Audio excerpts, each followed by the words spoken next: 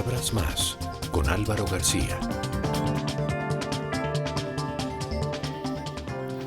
Doctor Sergio Fajardo, bienvenido a Palabras Más. Buenas tardes, Álvaro, un gusto estar acá, contento. Bueno, un gusto. Muchas gracias. ¿Cómo le ha ido en Bogotá? ¿Cómo se siente por aquí cuando viene de visita? Bien, bien, yo me siento bien. Yo viví muchos años en Bogotá y siempre cuento la historia que digo, bajo circunstancias normales en la vida, yo no tendría que estar hoy hablando aquí de lo que vamos a hablar, de política, de una cantidad de cosas. Yo vine, cuando terminé el bachillerato en Medellín, mi ciudad, me vine a estudiar a la Universidad de los Andes la carrera de matemáticas, hice la carrera, hice la maestría, hice un doctorado en matemáticas, volví a la Universidad de los Andes a trabajar como profesor. Yo viví aquí cerca de 25 años, entonces conozco muchos de estos lugares, tengo muchos amigos que fueron mis compañeros en la universidad, colegas profesores, también en la Universidad Nacional del Departamento de Matemáticas. Entonces, siempre siento como una cosita rara por allá, como una especie de nostalgia, como una parte muy importante de mi vida. Entonces, pero yo vivo contento. Sergio, y cuando usted llegó a Medellín y Antioquia a trabajar en el gobierno de la ciudad y del departamento, esa experiencia que tuvo de haber vivido en Bogotá, en una ciudad pues, que puede compartir algunos de los problemas, pero que tiene características muy distintas, el haber vivido aquí tanto tiempo, en ese momento de su vida, ¿para qué le sirvió? Varias cosas. Una, yo soy un paisa universal. Eso significa, soy antioqueño por supuesto, pero he conocido el mundo. Vivir en Bogotá me sirvió para conocer mucha gente en diferentes formas. Yo después viajé a vivir en el exterior, a estudiar, fui a muchos lugares. Entonces, Bogotá fue un lugar que me hizo ver muchas cosas, que me sirvió para entrar en contacto con personas de diferente naturaleza, y eso me enriqueció a mí como persona, me amplió el horizonte. Eso es importante. Al mismo tiempo acá, en Bogotá, yo vivía acá cuando Antanas Mockus fue el alcalde. Por supuesto, pues yo tenía una afinidad natural yo con Antanas Mockus en el sentido de ser profesores. Yo era profesor de la Universidad Nacional en un contrato diferente, y cuando él fue alcalde, yo tuve la oportunidad de ver su alcaldía. ¿Qué pasó en Bogotá? Porque en Bogotá a mí había algo que me llamaba mucho la atención. De hecho, ahora venía en un taxi con el taxista, me decía, hombre, ¿y ustedes en Medellín por qué sí y aquí no? Y siempre recuerdo desde esos años, hace muchos años ya, cuando yo sentía que aquí en Bogotá no había un sentido de pertenencia, o sea, de querer la ciudad. Yo creo que es una diferencia muy grande. Los antioqueños queremos nuestra tierra, a veces se le va la mano a algunas personas, pero había un sentido de querer lo nuestro, y aquí no. Pero cuando vino Antanas Mockus, yo vi un cambio. O sea, Antanas Mockus, dentro de las cosas que hizo muy potentes para esta ciudad y para este país, fue darle un sentido a las personas que vivían en Bogotá de mirar la ciudad con otros ojos, de quererla, y cuando uno quiere lo que es suyo, pues se puede transformar. Y él fue muy importante, yo aprendí de eso. Usted que ha conocido el país de muchas formas y ha pasado recientemente un buen tiempo recorriendo el país, ahora hablaremos un poco más profundamente sobre ese recorrido. Y hablando de ese sentido de pertenencia que hacía falta en Bogotá, ¿siente que algo similar podría estar pasando en el país en general? Sí, una observación. Yo creo que aquí se ha deteriorado. O sea, aquí mejoró sensiblemente Bogotá, un sentido de orgullo, bonito, porque además era en tiempo real viendo cómo se transformaba una ciudad, y yo creo que Antanas Mockus fue muy potente en eso, esos símbolos que él introdujo en la sociedad nuestra, el tema de cultura ciudadana, que él fue el pionero en nuestro país, y creo que eso se ha venido deteriorando en Bogotá, tengo esa sensación. Ahora, en el país, en este momento, pues yo creo que hay un espíritu que no es el mejor. O sea, Colombia es un país que está polarizado, sin duda. Lo que pasó después del plebiscito o con el plebiscito dejó una marca, y hay unas heridas a flor de piel, hay una polarización, una discusión que no estuvo bien zanjada, que no, a mi modo de ver, no se ha sanado y que todavía está latente, y al mismo tiempo hay una indignación muy grande asociada con el tema de la corrupción. O sea, hay un malestar muy grande en Colombia, y si ustedes ven las encuestas, se deteriora la confianza, la institucionalidad. Eso no es sano. O sea, eso no es una buena condición para una sociedad. Yo creo que el país hoy está en esa condición. Ahora Colombia siempre tiene el futbolista que en el momento que es gana el partido, una cantidad de cosas que nos pasan a nosotros, porque en Colombia, pues nosotros, y la generación mía, ha sido una generación que muchas veces dijimos estamos al borde del abismo. ¿Cuántas veces nos dijimos al borde del abismo? Esto está gravísimo, pero nunca nos fuimos por el abismo. Pero hay una situación distinta hoy en Colombia, es mi perspectiva después de recorrer, de conocer, de comparar, y es, habitualmente nosotros enfrentamos problemas, por ejemplo, como el narcotráfico, que fue un golpe violento para nuestra sociedad en todos los sentidos, en todas las formas posibles, pero había un sentido de unidad frente al narcotráfico. Las guerrillas, muchas veces también había un sentido de unidad, las guerrillas, pero esta que tenemos hoy es un tema interno, es del establecimiento, está partido, está indignado, está polarizado, y eso se convierte en desesperanza, malestar, en algunas partes rabia, desconfianza. Es distinto a Colombia hoy, y entonces necesitamos una dosis de esperanza, necesitamos sanar unas cuantas heridas y pasar la página. A mí me gusta utilizar esa expresión, vamos a pasar la página para escribir la que viene. Sergio, me parece interesante esa visión que usted nos está dando de lo que pasa en Colombia, pero quisiera detenerme un segundo en el tema del plebiscito que usted mismo mencionó, y es, ¿qué pudo pasar en nuestro país para que un tema que debería convocarnos a todos de manera unánime a favor de la paz, quien no quiere la paz, nos haya dividido de la manera en que nos ha dividido de una manera tan profunda? ¿Qué se hizo mal para que esto hubiera pasado? Yo tengo varias explicaciones y le puse mucha atención a todo esto, porque lo natural hubiera sido un triunfo abrumador del sí. Como sociedad, Colombia pasa una página muy dolorosa de nuestra historia, lo que ha sido la confrontación con las FARC y eventualmente con el ELN, pero por eso hoy somos un capítulo con el Brexit, con Trump, y Colombia, dicen, y ganó el no, cuando todo el mundo esperaba que iba a ganar el sí de manera abrumadora. Yo creo que pasaron 2 o 3 cosas, digo 2, para no extenderme demasiado. Una, yo creo que en la conducción de este proceso, que le correspondía al gobierno nacional, o sea, el presidente es el líder, él es el que tiene la potestad para decir, vamos a iniciar una negociación de paz. De hecho, él no tendría que haber hecho plebiscito, sino que lo podría haber tramitado y así hubiera sido. Desde ese liderazgo no se entendieron un par de cosas. Una, la mayoría de personas en Colombia, cerca del 60%, son menores de 40 años.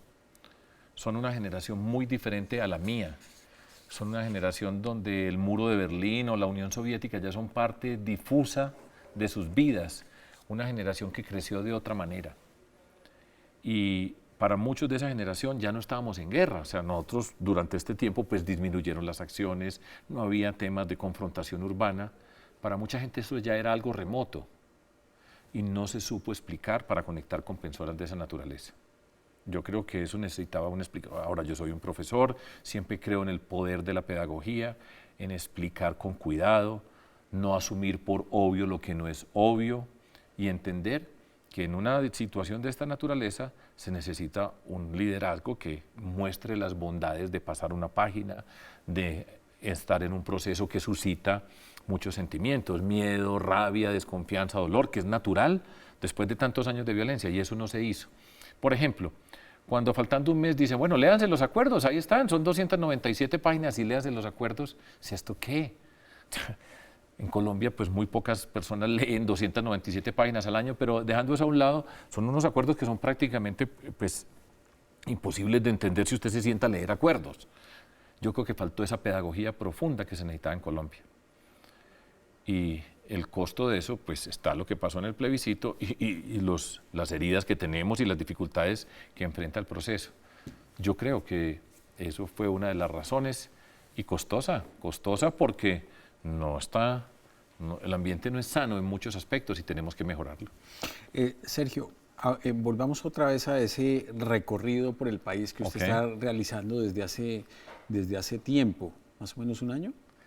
Pues desde en el 2016 por diferentes partes, pero digamos que post plebiscito este año, con la adición de la otra componente que faltaba en la película, que es la que digo yo que produce una mezcla que no habíamos visto, creo yo, en la sociedad colombiana. Está el tema de la polarización, Santos Uribe, sí, no, toda esta discusión acerca de los acuerdos con las FARC.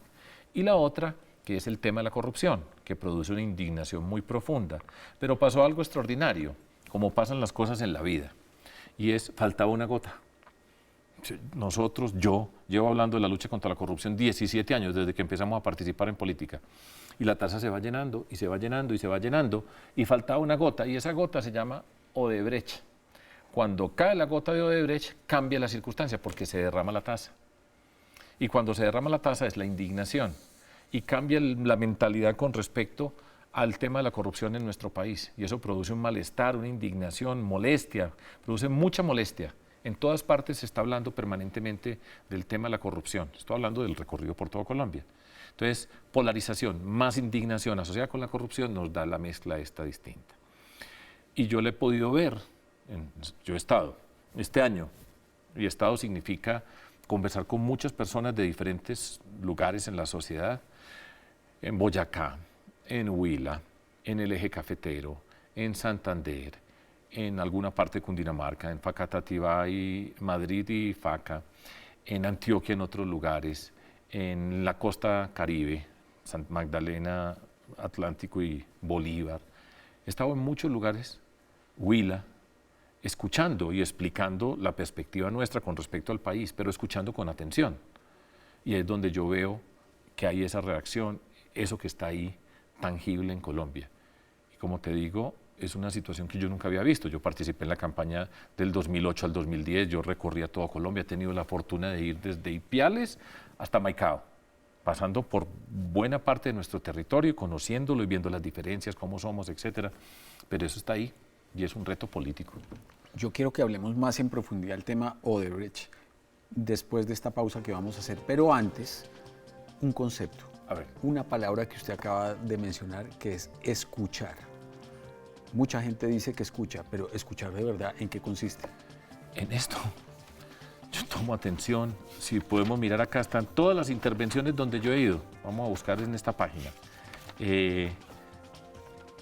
Lo que yo he estudiado antes, en soledad, César habló de familia, Luisa del lenguaje, leer, hablar, escribir, Alberto del tema psicosocial, Óscar aprender de los narcotraficantes, tal cosa, todas las preguntas, toda la gente cómo se expresa, cómo dice las cosas, qué inquietudes manifiesta. Esto fue reunión en soledad el 19 de abril del 2017. 1, 2, 3, 4, 5, 6, 7, 8, 9, 10, 11, 12, 13, 14, 15, 16 personas hablaron, cada uno expresó sus ideas y sobre eso conversar y atender.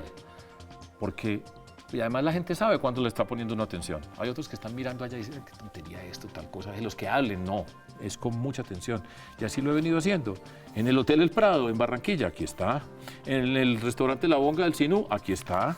Y usted me pregunta qué dijo quién, y yo le digo exactamente qué dijeron, y así lo vamos haciendo. Entonces, eso es. Muy interesante. Gracias. Ya entendimos lo que es escuchar para Sergio Fajardo. En una pausa y en un segundo regresamos.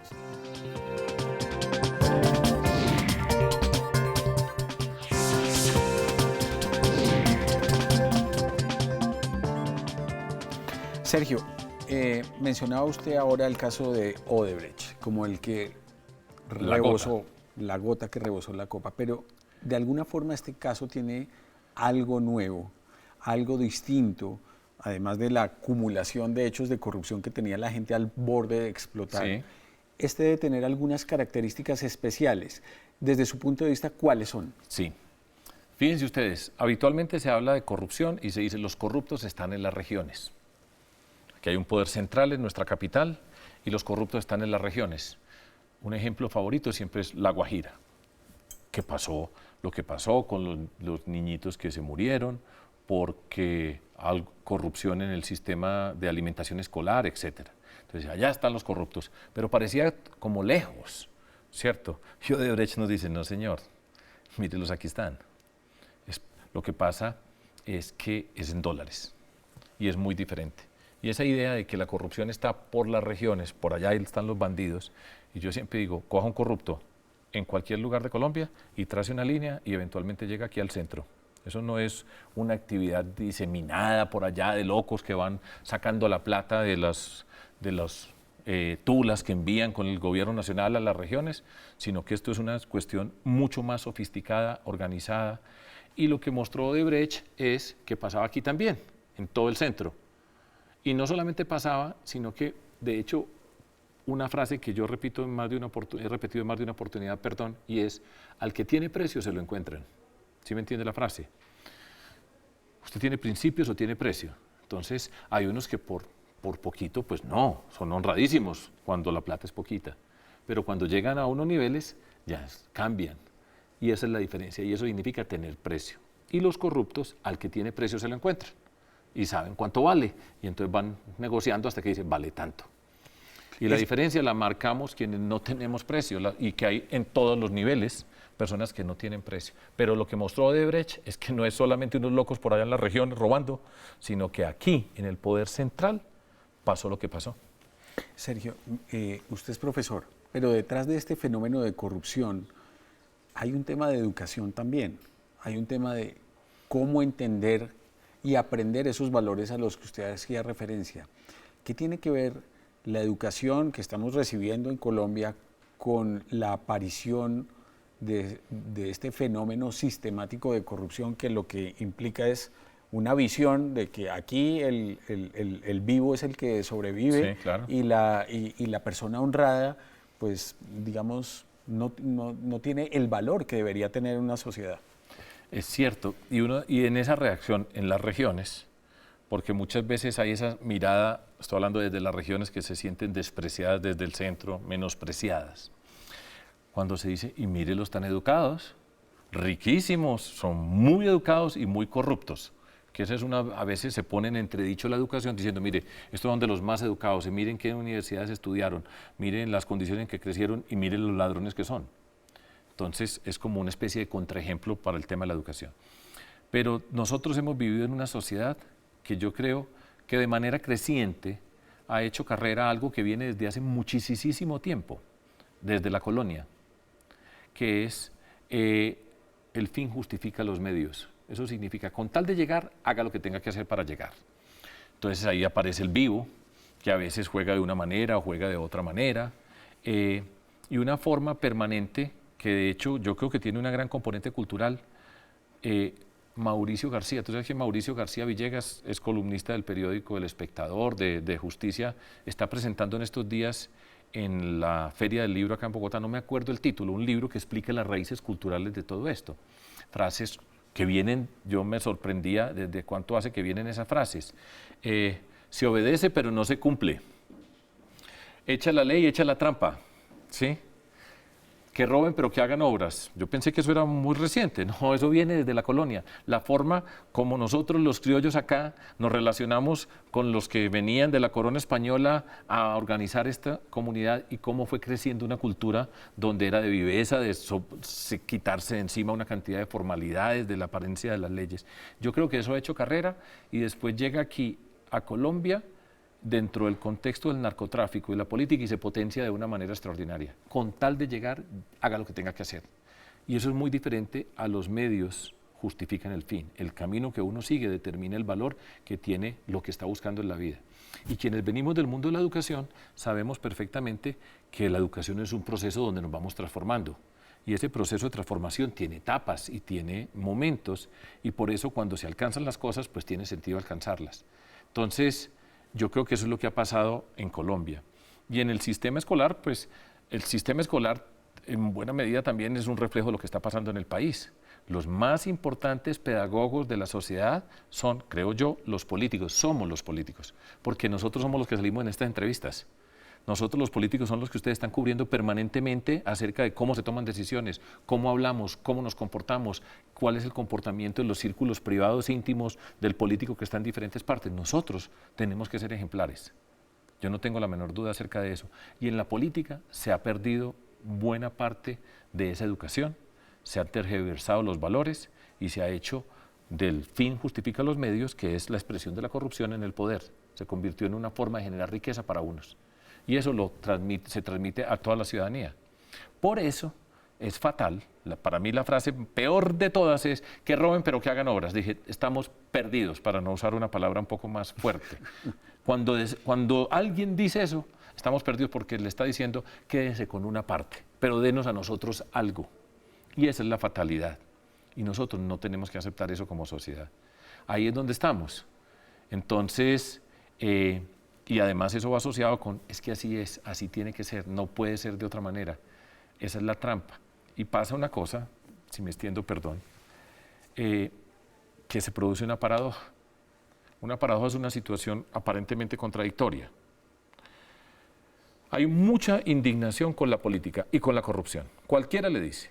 Yo recuerdo una frase que se decía de niño, todos son iguales, prometen y no cumplen, todos son ladrones, que no es cierta y es dolorosa, pero tiene una buena parte de realidad. Entonces, mucha gente está molesta con la política y la corrupción y dice, yo no quiero saber nada de eso, que hagan lo que les dé la gana y se retiran. Y es lo peor que nos puede pasar. Porque cuando la gente que está indignada con la corrupción le da la espalda a la política y no participa, mejor para los corruptos. Porque mientras menos participación haya, mejor les va. Un voto que se va es un voto que se apuntan ellos a favor. Y esa es la paradoja. La molestia con la corrupción hace que la corrupción se fortalezca cuando se retiran, cuando no participan en política. Hay que participar, es votando que se gana esto.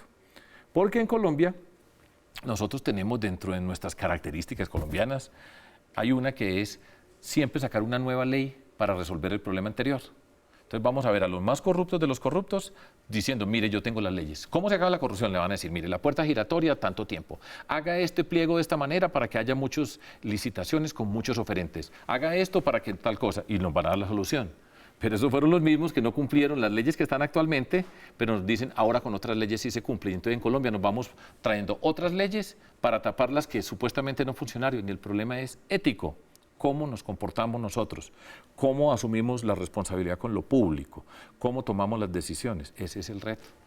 ¿A quién le está hablando usted en este momento? Porque mientras que estaba hablando en este momento de la entrevista, estaba pensando en el plebiscito también. Es decir, ahí hubo un resultado que entre las personas que votaron, el país aparece dividido, pero hubo mucha gente que no votó. ¿Usted le está hablando a esa gente? Exactamente, también. Exactamente. Voy a contar una anécdota. Tengo tiempo. Es sencilla, es hasta graciosa.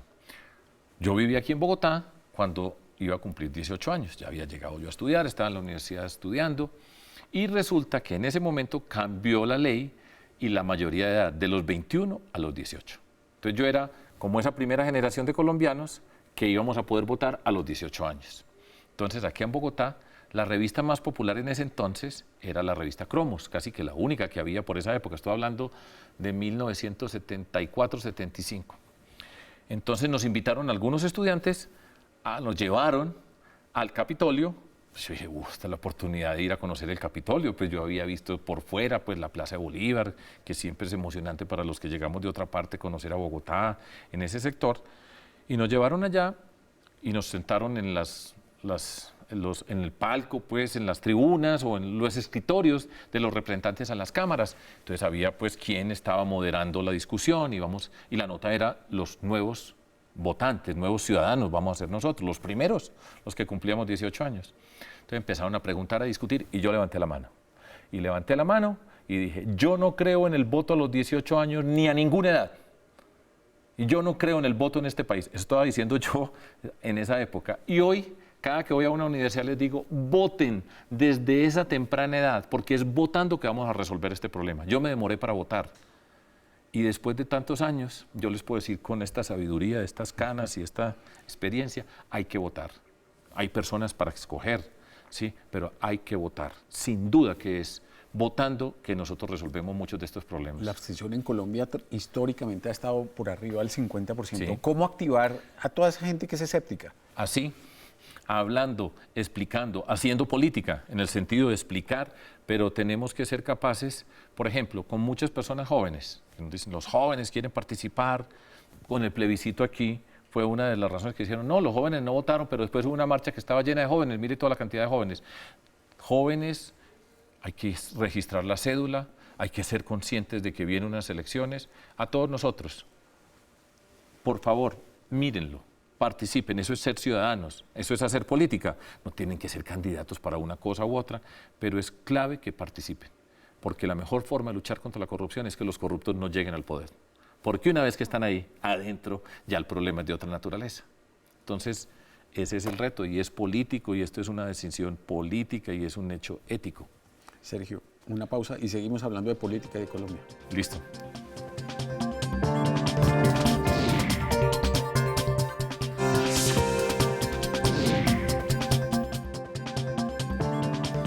Sergio, hablando de indignación, que es, digamos, como algo de lo que aparece cuando uno toma el pulso de la opinión pública en Colombia hoy, y usted nos lo acaba de reafirmar, revisando las notas de sus viajes y de todas las personas que han hablado en esas conversaciones, ¿cómo ve la polémica o la preocupación, mejor, que hay sobre la amenaza populista en un clima como el que se está viviendo hoy en Colombia? Para usted, ¿qué tan real es esa amenaza y si existe, cómo enfrentarla?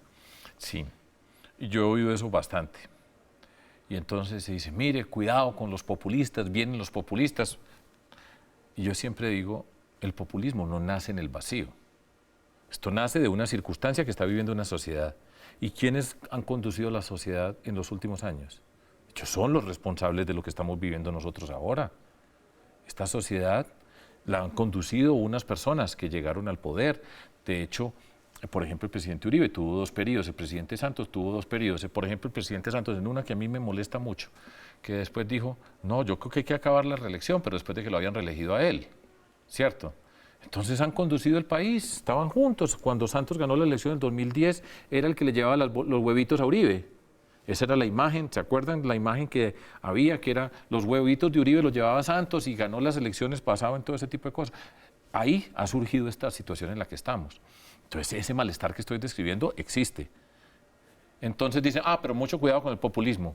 Pues sin duda, yo creo que hay populismos de todos los tamaños en todas las direcciones, pero no tratemos de ponerle una cortina de humo a la responsabilidad que hay con lo que ha pasado, con lo que está pasando, con lo que se está sintiendo, a empezar a cambiar el problema y decir, es que vienen los populistas. Dije, no, los que están aquí son los responsables.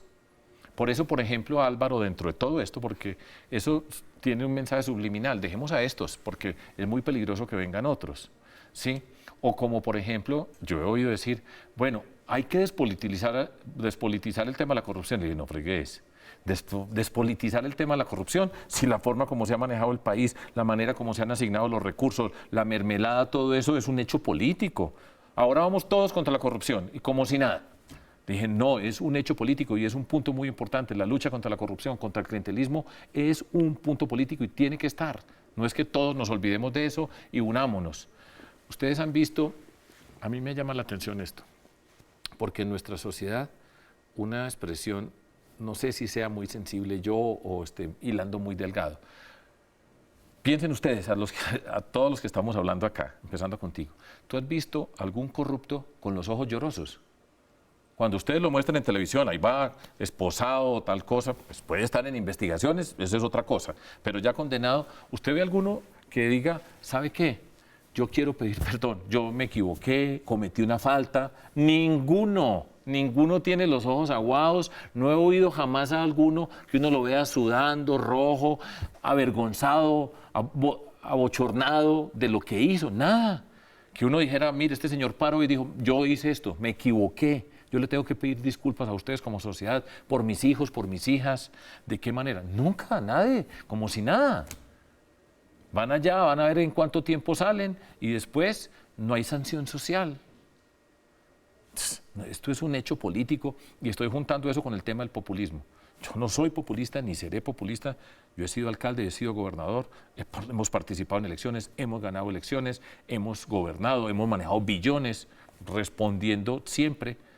Pero no nos vengan a poner un fantasma para enfrentar una realidad que está aquí. Esta realidad requiere atención y es una atención política y será parte de la discusión.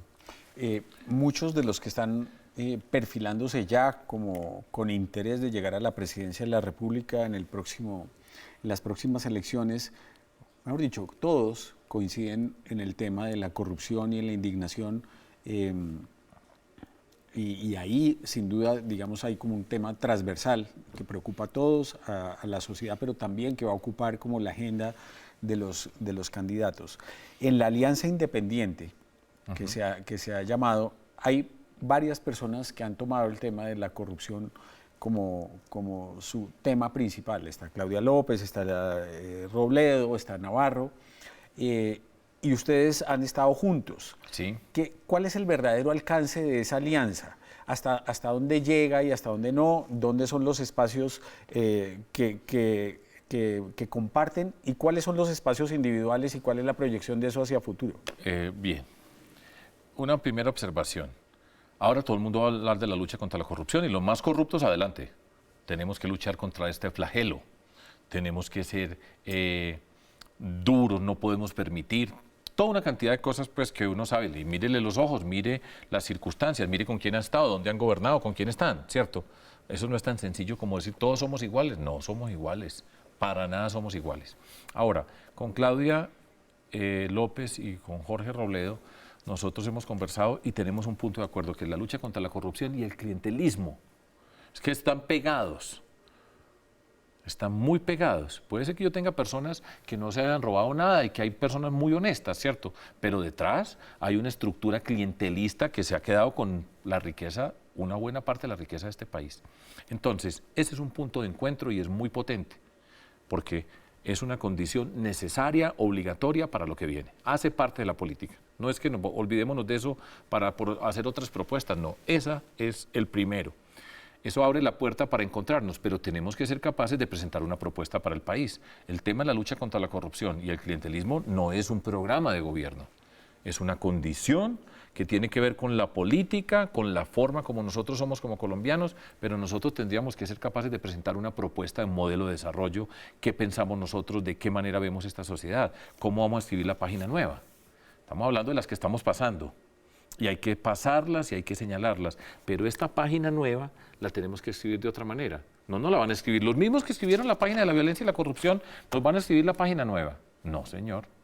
Entonces, pero no tenemos ese programa. Y para poder hablar de una unión, tendríamos que tener ese programa. Y es muy difícil, porque es decirle a Colombia, vamos para allá. Estos serían los conceptos fundamentales de la sociedad a la que nosotros queremos movernos, dada la circunstancia que yo creo que es afortunada del proceso de paz y de la lucha contra la corrupción. Pero todo esto es para seguir, para avanzar, para atrevernos a hacer otra página, para quedarnos en lo mismo nunca.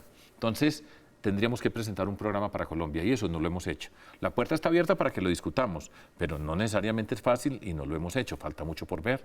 Ahí vamos. Y entonces, de cara a futuro, es decir, cuando el elector ve ese grupo de personas que se reúnen puntualmente, pero que también tienen sus acciones individuales, ¿cómo lo debe interpretar de cara al proceso que se acerca? Pues mucha gente por ahí dice, júntense. Sí, hay gente que dice, no, es que el problema son los egos. El problema no son los egos. El problema o el reto que tenemos es cuál es el programa para Colombia. O sea, nosotros llegamos al poder y ¿qué vamos a hacer? ¿Por qué queremos llegar al poder? Sin duda que hay un punto, la lucha contra la corrupción y el clientelismo, que tiene que ver con cambiar la política en nuestro país, las formas de la política.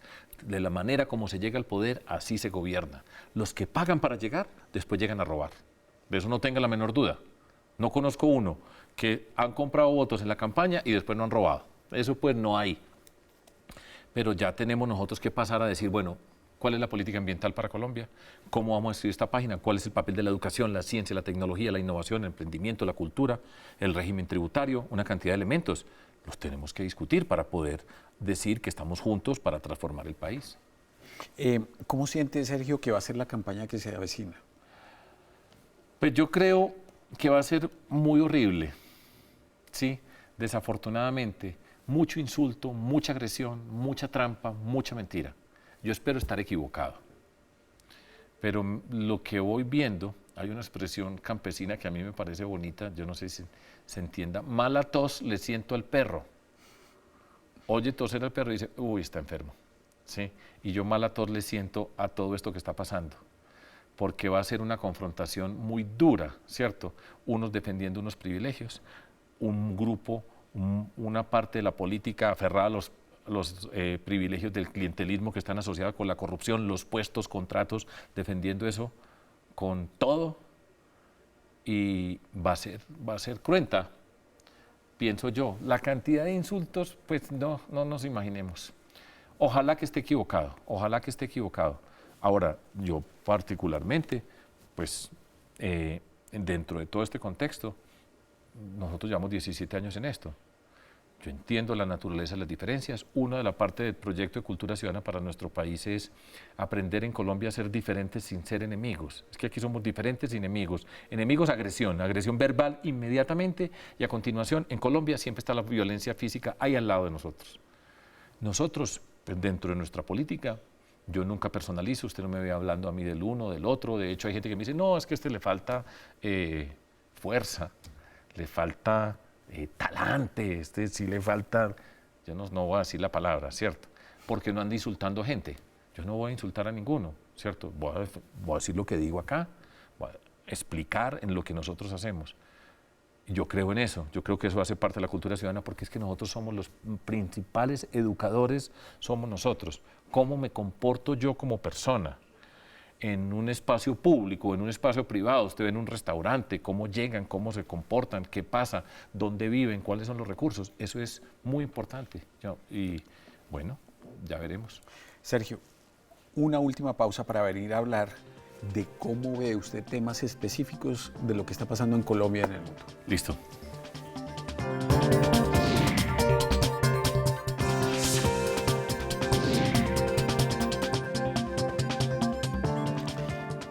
Sergio, volviendo a lo que estábamos hablando ahora, antes de nuestra pausa, que tiene que ver con estas elecciones que se vienen, que están ya en el horizonte, y que tiene que ver también con lo que usted mencionaba ahora del respeto, de la agresión, de la grosería, etcétera. También hay una preocupación, y es el tema de las verdades y las mentiras en las campañas.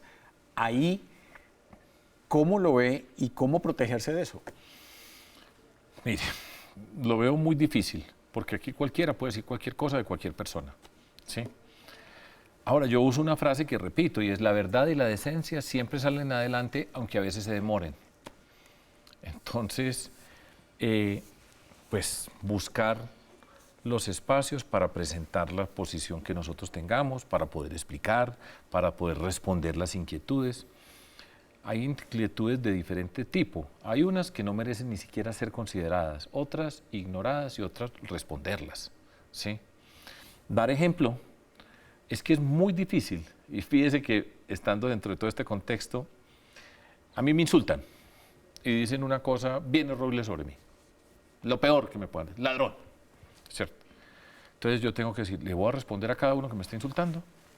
O voy con mi abogado demandando por injuria y calumnia a todo el que me diga cualquier cosa. Ahí le pongo a mi abogado, entonces nos entendemos en las cortes y después vamos allá a una conciliación. Pues yo lo que he hecho en todo esto es no dejarse distraer. Y es difícil porque a uno le duele que lo maltraten, que digan cosas. Pero yo me he hecho el propósito de no dejarme distraer. Si nosotros vamos es para allá. Si usted se queda, este me insulta. Entonces usted atiende este y después viene el otro aquí. Y entonces usted se queda así y nosotros vamos para allá. Mi opinión en todo esto es: viva de acuerdo a sus principios, sea decente, respeto, dignidad en lo que está haciendo y no mire para los lados. Y a mí me dicen muchas veces ingenuo, otros soberbio, en toda esa mezcla de cosas, pero yo creo en eso. Compórtese como te tiene que comportar. Hay momentos en que hay que explicar. A mí me dicen, mire lo que acaba de decir este señor sobre usted, que usted se robó tal cosa. Entonces, pues hay personas amigas que se angustian porque dicen, ¿cómo? Pues a mi amigo, que yo no creo esto, le están diciendo esto. Pero hay que mantener una calma, una sabiduría, pero va a ser maluco, como decimos nosotros en Antioquia. Es maluco y no va a ser agradable, pero de nuevo espero estar equivocado. Y de la parte nuestra, pues este comportamiento. Sergio, su opinión sobre el proceso de paz, de lo que estamos viviendo hoy. ¿Cuáles son los riesgos a los que está enfrentado el proceso de paz hoy en día? Yo creo que se han cometido una serie de errores y ha trastabillado. Entonces eso lo hace más frágil, lo hace susceptible a más observaciones, a más inquietudes, y eso genera desconfianza. Yo espero que se vaya recomponiendo, pero hay muchas cosas que se tendrían que haber hecho ya y se podrían haber hecho. Por ejemplo, en esas zonas tendrían que haber funcionado. No, es que es muy difícil, es muy lejos. Están lejos desde el día que las escogieron. Eso no fue que se alejaron después de firmar. Eso se sabía dónde estaban. La incapacidad del gobierno de articularlos a todos y trabajar en conjunto para ir avanzando. Voy a decir esto, discúlpeme, pero Si yo fuera presidente, en este momento estaban todos en todos los campamentos estudiando y cada quien tenía un proyecto educativo de acuerdo a su nivel educativo. Son 8.000 apenas, 26 sitios. En Colombia, si usted pone 100 educadores por cada 26 sitios, tiene 2.600 personas, por lejos que sea, nosotros somos capaces de llegar en Colombia y estarían con algunos aprendiendo a leer, trabajando, haciendo proyectos colaborativos, proyectos productivos, estaría trabajando para que empezáramos a ver todas esas cosas. Pero no, yo creo que ha estado débil eso, esperemos, pues yo entiendo las dificultades, pero no son una excusa porque eso hace el proceso frágil. Yo espero que se explique muy bien, que todo lo que ha sido el fast track, que se convierta en una discusión molesta, porque en el Congreso de la República entonces queda la sensación de que el presidente tiene que negociar cada cosa en cada momento con todos los congresistas, y usted mira las encuestas y empieza a ver cómo las FARC tienen mayor aceptación que el Congreso de la República. No estamos charlando, esto es en serio. Entonces el proceso hay que cuidarlo, pero de nuevo conduce el gobierno nacional. Yo espero que la llegada del general Naranjo a la vicepresidencia sirva para organizar, poner a trabajar a todos los que tienen que trabajar juntos. Usted tiene que ver el ministro de Agricultura, ahora es una directora del SENA, no recuerdo el nombre de ella, el ministro de Educación, dónde están los de Corpoica, en fin, una cantidad de gente trabajando junta alrededor de esos procesos. Y se pueden hacer, yo no tengo la menor duda que se pueden hacer, pero está frágil, ojalá que se corrija. ¿Tiene fe en la buena voluntad de las FARC? El tema de la duda que hay sobre la cantidad de armas, sobre las caletas, sobre lo que se dice en ese sentido, ¿usted está tranquilo o le genera inquietud? Yo estoy bastante tranquilo.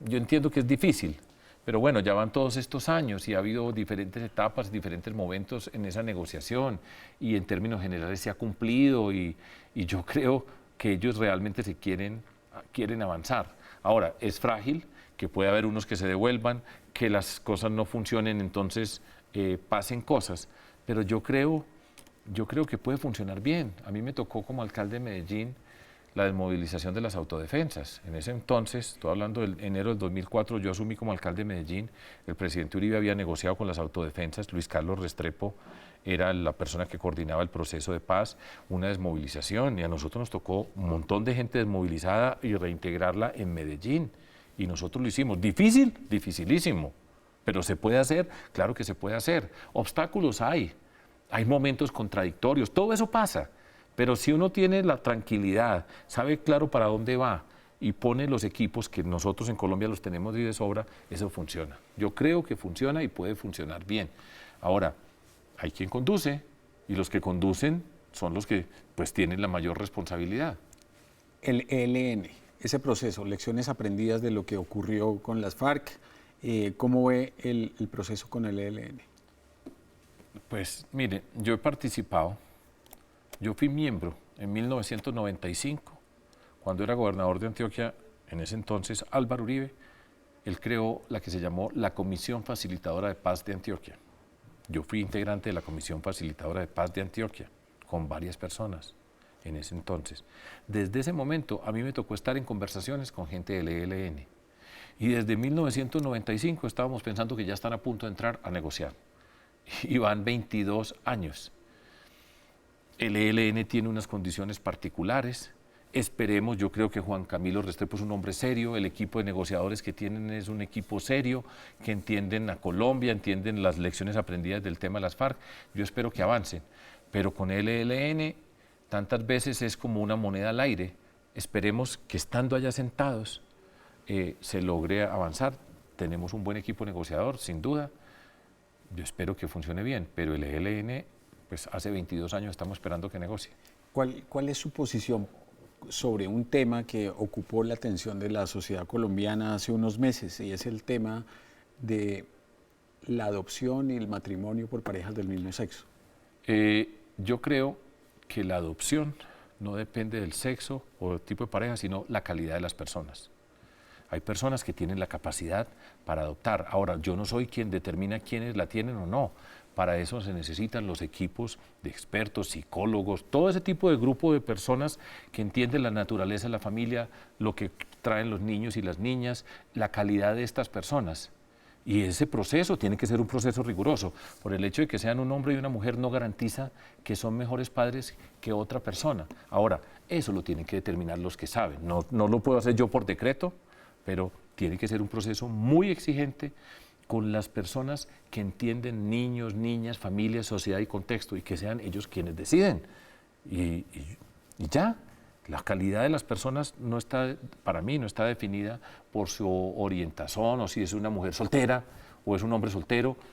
Que nos lo digan la gente que sabe. Ahora hay que tener unos super equipos de gente especializada en entender todo ese contexto. ¿Usted es religioso, creyente? Yo tengo, y esta pregunta es de las que a mí me han hecho, y yo le voy a contestar y te voy a decir, y tú sacas la conclusión. ¿Hacemos esa? Dale. Bueno. Yo tengo una formación católica. Yo estudio en un colegio católico, el Colegio Benedictino de Medellín, donde estudió una buena parte de su colegio, Álvaro Uribe, o para decir un amigo, hoy el gerente del Banco de la República, Juan José Chavarría, es del Colegio Benedictino de Medellín. Yo estudié allá, en una familia católica, mi mamá profundamente católica, mi abuela, mi abuela, a quien yo adoro. Yo crecí en ese contexto. Yo no tengo la menor duda que mi relación con la sociedad está basada en una gran cantidad de valores asociados con mi formación católica: la solidaridad, la empatía, el respeto, la dignidad, la compasión, una cantidad de elementos que son como soy yo. Y yo creo que las personas valemos por lo que somos en la tierra, la calidad de personas que nosotros somos. Yo no tengo ni idea de qué religión eres tú, pero yo no tengo la menor duda que tengo esa composición. Y yo he pasado por diferentes etapas en la vida, he pensado diferente en diferentes momentos. Yo pienso que cada uno tiene en su intimidad derecho a su espiritualidad, a entenderse y cómo se relaciona con el mundo, de qué manera yo me sorprendo con lo que pasa en la sociedad, de este mundo. Yo creo en la dignidad del espíritu humano, yo creo en la bondad, yo creo en una cantidad de cosas. Y remato con un ejemplo que lo he señalado dentro de este mundo curioso, pues que a uno le hacen este tipo de preguntas. Yo todos los domingos recibo, fíjese cómo es el mundo, por PowerPoint, 6 láminas de PowerPoint de una hermana franciscana de Cali, del sector de Agua Blanca, la hermana Alba Estela Barreto. Y ella me manda a mí, en esas 6, es mi amiga, a quien yo conozco como conozco tantos sacerdotes a través de la vida, y ella me manda a mí lo que es la reflexión sobre el sermón del día, la lectura principal del día, el evangelio del día. Y me manda 6 imágenes donde dice: Jesús llegó a tal parte, estaba con estos, hay una reflexión, y yo me la leo todos los domingos. ¿Qué soy yo? Pues lo mismo que yo. Me pasó exactamente lo mismo con el tema de la educación. Entiendo perfectamente lo que quiere decir. Exacto. Hay una dimensión espiritual importante. Sergio, finalmente, ¿estamos hablando ya con candidato oficial a la presidencia? No, no todavía. Y es en serio, porque estamos en una etapa de escuchar. Cuando se siente un candidato tiene que responder una cantidad de interrogantes acerca de para dónde va la sociedad, etcétera. Todavía nos falta, tenemos que definir el vehículo político, o sea, todavía falta. Estamos construyendo una candidatura, trabajando, somos charlando, ¿cierto? Pero todavía no soy yo candidato a la presidencia de la República. Hay obstáculos, hay dificultades antes de tomar esa decisión, pero yo espero que la próxima sea candidato. Ahora, hay una probabilidad, pero todavía falta. Sergio, muchas gracias por haber aceptado esta invitación. Gracias, fue muy interesante. Bueno, muchas gracias.